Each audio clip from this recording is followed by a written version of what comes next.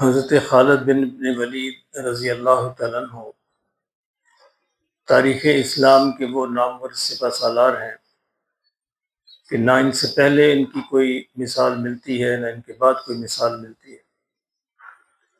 اللہ رب العزت کے رسول صلی اللہ علیہ وسلم نے خود اپنے زبان اقدس سے ان کو سیف اللہ کا خطاب دیا، اللہ کی تلوار کہ جس بھی مارکے کے اندر جاتے اللہ مسلمانوں کو فتح نصیب فرماتا، حتیٰ کہ مسلمہ کذاب جس کے پاس 40,000 کا لشکر تھا، جو جھوٹا نبی، اور بہت سے مسلمانوں کے لشکر شکست کھا چکے تھے وہاں بھی اللہ نے فتح حضرت خالد بن ولید کے ہاتھوں نصیب فرمائی۔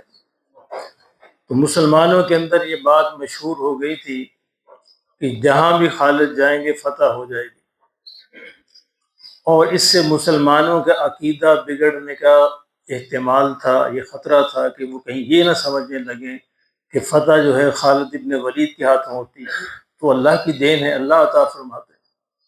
یہی وجہ تھی کہ عین حالت جنگ میں حضرت عمر رضی اللہ تعالیٰ عنہ نے حضرت خالد ابن ولید کو معزول کر دیا۔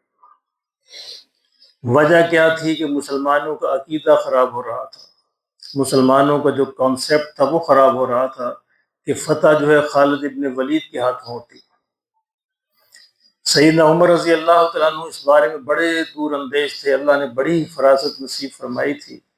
جہاں بھی معمولی سا خطرہ دیکھتے کہ مسلمانوں کا عقیدہ، ان کے کانسیپٹس خراب ہو جائیں گے، فوراً وہاں پہ ایکشن لیتے، اس لیے کہ کانسیپٹس وہ چیز ہوتی ہے، عقیدہ وہ چیز ہے جس پر عمارت استوار ہوتی ہے، یہ بنیاد ہے۔ اگر عقیدہ ہی غلط ہوگا تو عمارت ساری کی ساری ٹیڑھی بنے گی۔ صلح حدیبیہ کے موقع پر جہاں جس درخت کے نیچے بیٹھ کر آقا دو عالم صلی اللہ علیہ وسلم نے مسلمانوں سے بیعت لی تھی، قرآن نے اس کا ذکر کیا ہے، وَإِذْ يُبَايِعُونَكَ تَحْتَ الشَّجَرَةِ، اس شجرہ کا درخت کا ذکر ہے قرآن میں۔ مسلمانوں میں بعد میں جو کمزور مسلمان تھے ان کے اندر مشہور ہو گیا درخت بڑا مبارک ہے، وہ اس درخت کے پتے لے جانے لگے گھر کے اندر، اس سے برکتیں حاصل کرنے لگے۔ سیدنا عمر رضی اللہ تعالیٰ عنہ کو پتہ چلا تو آپ نے وہ درخت جڑ سے کٹوا کے پھینک دیا۔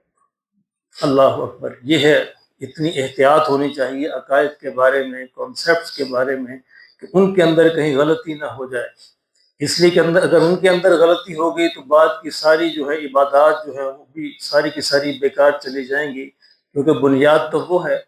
اسی بنیاد پر آپ نے حضرت خالد ابن ولید کو معطل کیا اور حضرت ابو عبیدہ بن جراح کو حکم دیا کہ وہ کمان کو سنبھال لیں۔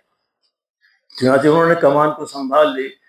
اللہ اکبر! ایک طرح سے عمر کا عمل ہے، دوسری طرف خالد ابن ولید کا عمل ہے۔ بڑے سبق ہے ہمارے لیے اس میں، اللہ ہمیں سمجھ کی توفیق نصیب فرمائے۔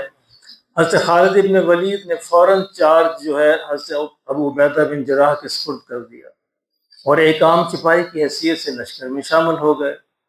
اب لوگوں نے پوچھا کہ خالد اب تم کیا کرو گے؟ انہوں نے کہا کیا کرنا ہے؟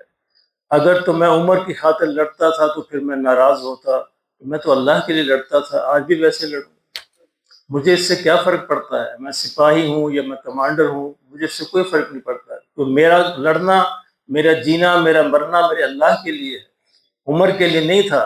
عمر کے لیے ہوتا تو میں ناراض ہوتا۔ میرے محترم دوستو، یہ ہے تصحیح نیت، اللہ کے لیے کوئی کسی کام کا کرنا۔ ذرا اپنے ارد گرد نظر دوڑائیے، لوگ جو ہے اپنے عہدوں کے لیے اور دوسری چیزوں کے لیے کتنے حساس ہوتے ہیں۔ حتیٰ کہ مسجد کی معمولی سی جو کمیٹیاں ہوتی ہیں اس میں سے کسی بندے کو ادھر ادھر کر دیا جائے تو وہ ساری عمر کے لیے ناراض ہو جاتا ہے۔ اس سے معلوم ہوتا ہے کہ وہ پھر اپنی عہدے کے لیے، اپنے نام کے لیے کر رہا تھا، اللہ کے لیے نہیں کر رہا تھا۔ جو بندہ اللہ کے لیے کرتا ہے اس کو پھر اس کی فکر نہیں ہوتی کہ میں نیچے رہ کے کام کروں یا اوپر رہ کے کام کروں، اللہ کے لیے سب برابر ہے، اللہ تو اس کے خلوص کو دیکھتا ہے۔ تو سیدنا خالد ابن ولید ہمارے لیے اس لیے بڑی مشعل راہ ہے، روشنی کا مینار ہے کہ اللہ کے لیے کام کس طرح کیا جاتا ہے۔ اس کی کوئی مثال تاریخ میں اور کوئی ہے بھی نہیں ہے، ایک بندہ کمانڈر ان چیف ہو اور اس کو سپاہی بنا دیا جائے اور اس کے ماتھے پہ بل بھی نہ آئے، مجھے اس سے کیا فرق پڑتا ہے، میرا کام پہلے بھی اللہ کے لیے تھا، آج بھی اللہ کے لیے ہے۔ یہ وہی بات تھی جس کو جس کو حضرت ابوبکر صدیق رضی اللہ تعالیٰ عنہ نے بیان کیا تھا۔ واقعہ دو عالم صلی اللہ علیہ وسلم کا انتقال ہوا، اللہ اکبر، تو حضرت عمر جو ہے اس موقع کو برداشت نہیں کر سکے، آپ نے اپنے ہاتھ میں تلوار لی اور کہا کہ جو یہ کہے گا کہ حضور صلی اللہ علیہ وسلم کا انتقال ہو گیا، اسی گردن اڑا دوں گا۔ یہ وہ موقع تھا جب ابوبکر ممبر پر تشریف لائے اور آپ نے وہ سنہری جملہ کہا جو ہمارے لیے آج تک روشنی کا مینار ہے۔ فرمایا کہ لوگوں، جو محمد کی پوجا کرتا تھا صلی اللہ علیہ وسلم، وہ یہ جان لے کہ محمد صلی اللہ علیہ وسلم فوت ہو چکے، اور جو اللہ کی پوجا اور پرستش کرتا تھا، عبادت کرتا تھا، وہ جان لے کہ اللہ پہلے بھی تھا، آج بھی ہے اور ہمیشہ رہے گا۔ یہ مسلمانوں کے عقائد کی درستی، منظر دیکھیے کون سا منظر ہے۔ آقا دو عالم صلی اللہ علیہ وسلم انتقال فرما چکے ہیں، آپ کا جنازہ گھر کے اندر پڑا ہے، صحابہ پریشان ہیں، مسجد نبوی کے اندر بیٹھے ہوئے ہیں، رو رہے ہیں، عمر اپنے حواس کے اندر نہیں ہیں۔ اس موقع پر عقائد کو درست کرنا ابو بکر کی شان تھی۔ ممبر پر تشریف لائے اور وہ عجیب جملہ کہا کہ لوگوں، جو حضور صلی اللہ علیہ وسلم کی عبادت کرتا تھا وہ جان لے کہ حضور صلی اللہ علیہ وسلم فوت ہو چکے، اور جو اللہ کی عبادت کرتا تھا وہ جان لے کہ اللہ پہلے بھی تھا، آج بھی ہے اور ہمیشہ رہے گا۔ تو ہمارا ہر کام جو ہے اللہ کے لیے ہونا چاہیے، اور اللہ کے لیے تب ہوتا ہے جب انسان شروع بھی، درمیان بھی، آخر بھی ہمیشہ اس بات کا احتیاط کرے کہ کہیں میرے پاؤں کے اندر لغزش نہ آ جائے، پاؤں پھسل نہ جائے، ادھر ادھر نظر ادھر ادھر نہ ہو جائے۔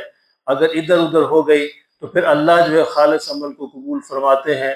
کل قیامت کے دن اللہ یہ فرمائیں گے کہ تو نے دنیا میں عمل جس کے لیے کیا تھا، آج اس کا بدلہ بھی اسی سے لے لے۔